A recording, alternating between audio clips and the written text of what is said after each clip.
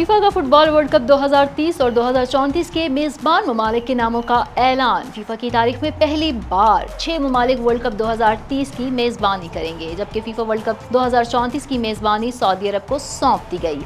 इस हवाले से मज़ीद क्या तफसीलात हैं, आइए जानते हैं।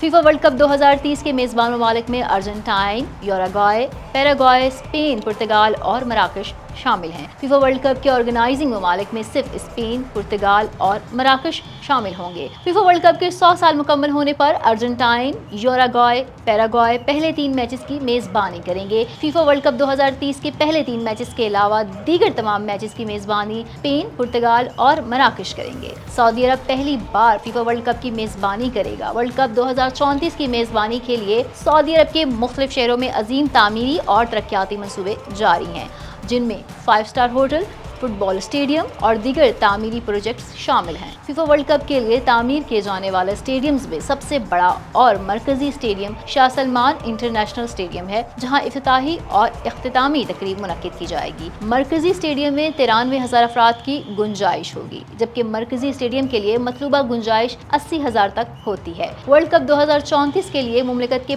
5 शहरों में 15 स्टेडियम मखसूस किए गए हैं, जिनमें Riyadh, Jeddah, Al Khobar, Abha, NEOM शामिल हैं। रियाद में 8 स्टेडियम फराहम किए जाएंगे, जबकि बाकी दीगर शहरों में अजीम आलमी इवेंट के लिए 2,30,000 कमरों पर मुश्तमिल रिहायशी होटल होंगे, जो मुख्तलिफ शहरों में कायम किए जाएंगे, जहां ये मुकाबले मुनक्किद होंगे।